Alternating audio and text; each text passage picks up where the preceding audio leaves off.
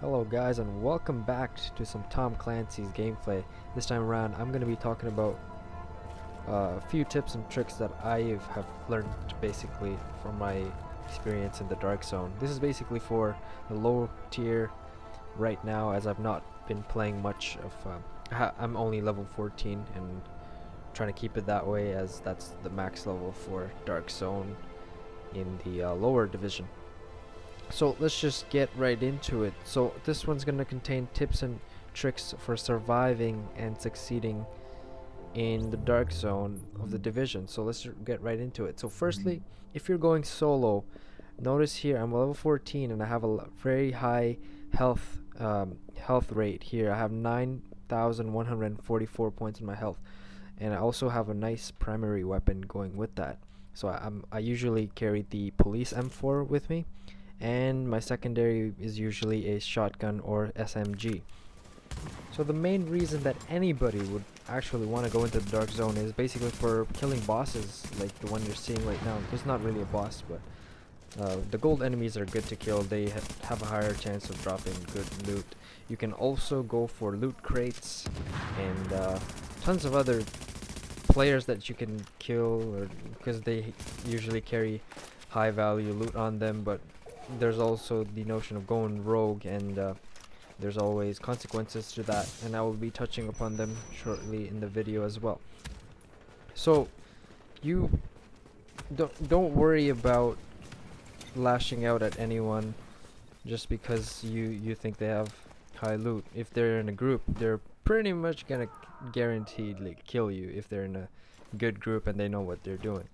So you definitely need to have a high health rate and a good weapon, such as for close range I'd recommend a shotgun or SMG.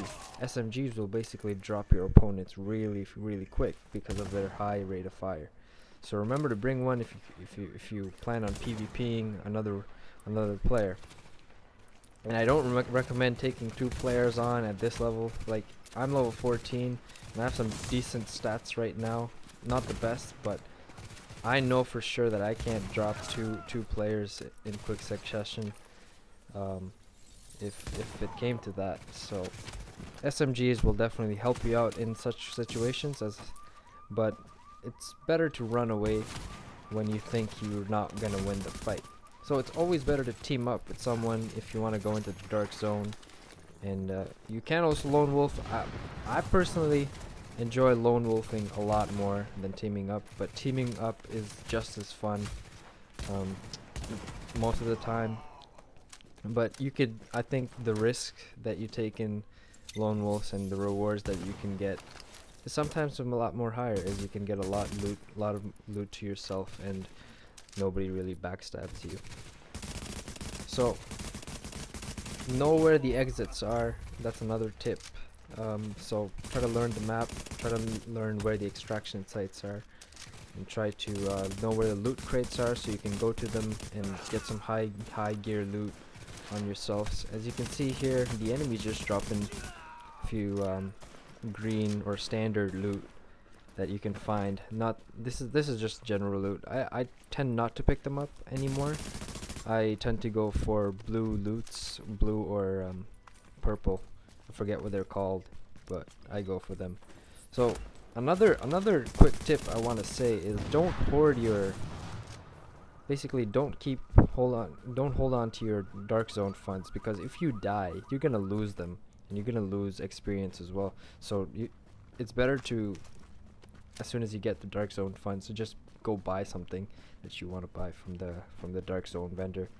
So the more funds you have, the more you stand a chance to lose it if you die. And if someone's already investing on buying dark zone loot, they already have better gear, and like, you not spending them is always going to be bad. So here's I think we're coming here to a prime example of where you can find loots. They're usually in the contaminated areas, as such as you're seeing right now. And let's see what we get here. Actually, if we open something up here, nice, this is the best sniper I've gotten in the game right now. I mean, look at that. That is just beautiful. And I'll be making a few new videos, as I did get this today, and I was really happy with the loot over there. Exiting the contaminated So area. briefly, just gonna touch around the 4 different types of chests containing loot that you can find in the dark zone. So they can be found pretty much everywhere across the map, and they can be opened by any player in the zone. So once a player has opened a chest, it cannot immediately be accessed by someone else. There's a cooldown timer on that. It usually lasts around 15 minutes to half an hour. So that way you can know if someone's here or not. So there you go. I'm opening another one, and I just got a nice loot there. I think there's another chest nearby. We'll see what we get here. Nice little shotgun again. I think I have the same one that I'm rocking with right now. So always remember that loot chests have timers on them. So there's a small loot chest, medium loot chest, and large loot chests. I think sometimes you have to be level 15 dark zone to open the larger loot chests, as I recall. And this is for the 1 to 14 tier dark zone players only, by the way. I'm not addressing for higher tier. So, and there's also log chests, which you need dark zone keys for. Try to see if you can get that, because that there can have some amazing, literally amazing loot inside. As you're seeing here, this is all the loot I got from like one play session. Like it just took me like 10 minutes to get all this, as you saw right there. And then once you're done that, you need to be really careful in extracting, as sometimes there are rogues waiting around extraction sites, basically waiting to kill you, and you'll see an example of what happens, what I would recommend doing in such scenarios. So remember about lock chests. So certain chests can be opened within with the dark zone key, and they're usually found basically it's usually randomly spawned boss enemies that drop them. And then the dark zone rank requirements differ depending on what area of the dark zone you're in. So the requirement in DZ01, for example, is dark zone rank 10, while in DZ05 is 30. So what you just saw there of me doing, basically I wouldn't recommend you charge into the chopper like that just to extract your loot, as it's quite risky. I mean, sometimes it's not the best idea, but if you know that this sector is clear and that nobody is around, if you have that gut feeling, basically just do it. I mean, at this point I had the path clear, so I just decided to jump in and start looting, extracting I mean. So there's that. And here we are coming up to an example of what not to do, as I think I had an idea that I just saw I had to extract my loot, and I saw a player run out like that, and I thought that I thought I would be like, I could just get past him and extract my loot. But guess what he does? He backstabs and I get killed. Comes around, kills me, takes my loot, and runs away. But now you can see that there's a marking of a rogue on his head. So guess what I do?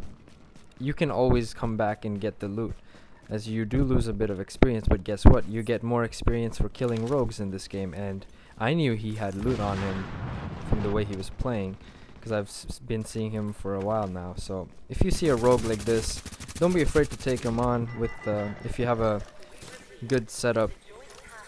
Like I had a pretty decent setup, so if you're rocking something like what I had, don't be afraid to take on rogues by yourself. I knew this guy was a solo rogue, so I just dropped him with the SMG, as I initially said. With the SMG is just so good to drop enemies with. So just take the loot back, and I started running away, and I basically decided to go to the other extraction site, not this one, because I knew this guy would be back in this area. So you gotta pretty much play it smart, play it tactically, play some mind games with them in order to get your loot extracted. And then once I went to the other extraction site, not the same one, I managed to get everything that he had and extracted all of that. And so, coming to the end of the video, basically the main goal of extracting loot like that is just to try and deconstruct. I usually deconstruct them for better fabric or weapon parts or whatever that I know I'll probably need them later on. So that's why I go to the dark zone a lot, and also try to test my luck with the purple equipment and gear that I can find, which is basically beneficial if you want to PvP as well. So coming to the end of the video, I think we'll be going over like what I just got actually within that play session. I think I have it in my stash right now. Wish I could get out there So myself. there's the sniper right there, 6,352 DPS without any upgrade, guys. That's amazing. I mean, look at the it's got 137% damage bonus on critical hit, which is basically like 13,000 or something around that. That's just nuts. I mean, I could drop someone in Dark Zone with one headshot basically, provided they don't have much armor. And yeah, guys, that's pretty much what I got for this session. Hopefully I'll be bringing you more videos of this sort. Hopefully you all enjoyed this video. I'm trying to do something different here. So please leave a comment, and subscribe if you like it, and let me know if this is what you like to see, and I will keep uploading similar videos. Peace.